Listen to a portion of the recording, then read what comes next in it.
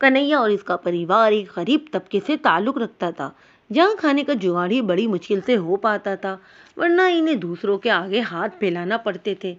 कुछ महीनों के बाद दिसंबर का महीना लगता है, जहाँ बहुत कड़कड़ाती ठंड पड़ती है और बर्फबारी शुरू हो जाती है।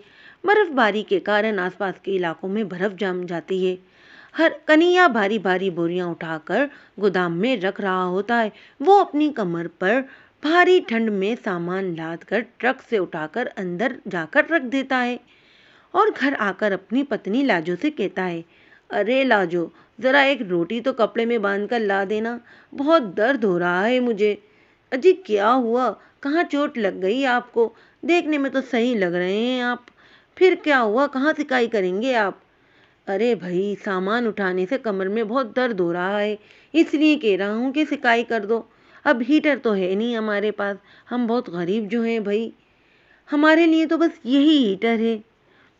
सही कह रहे हैं आप। रुकिए, मैं ज़रा जल्दी से आपके लिए लेकर आती हूँ।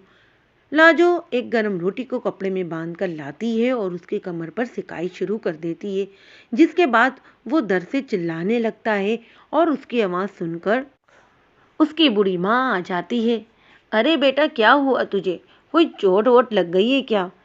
अपनी माँ को फिक्रमंद देखकर वो कहता है, अरे आप चिंता मत करो माँ, मैं बिल्कुल ठीक हूँ।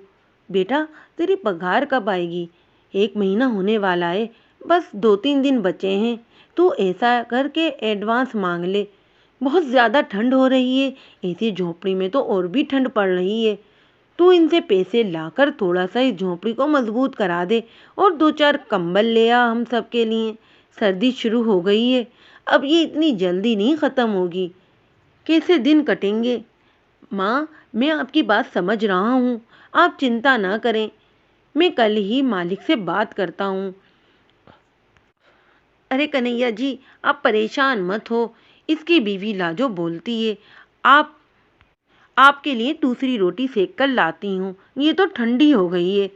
तभी लाजो की नज़र अपने पति के हाथ पर पड़ती है, जो कि भारी सामान उठाने के कारण लाल हो रहे होते हैं।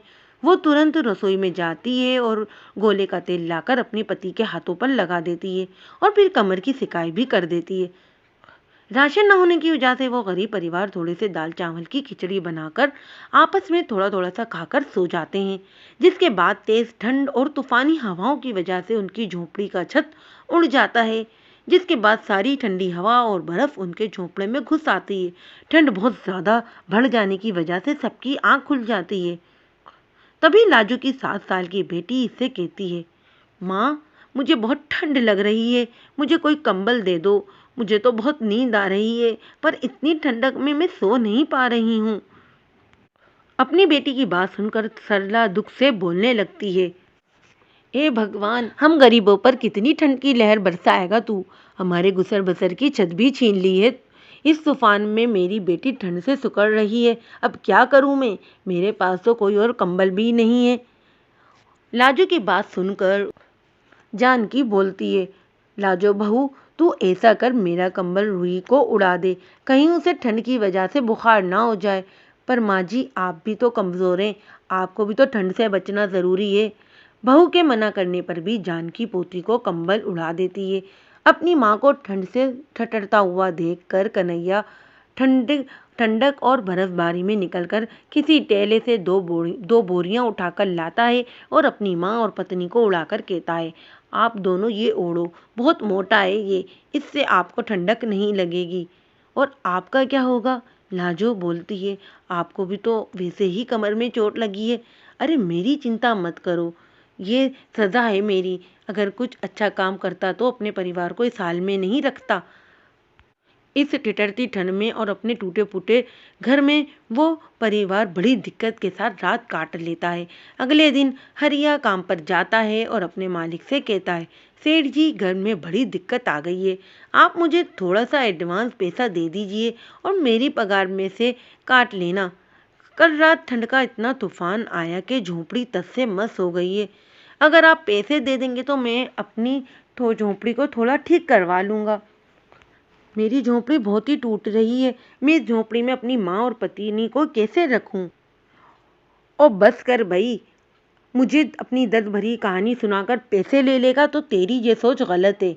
और अभी पगार का समय नहीं हुआ है जो मैं तुझे पैसे दे दूं। साहब, थोड़ा मुझ गरीब पर रहम कीजिए, दे दीजिए पैसे। मेरा परिवार बहुत तकलीफ में है। देख कन्हैया, ज़्यादा जुबान ना चला मुझसे।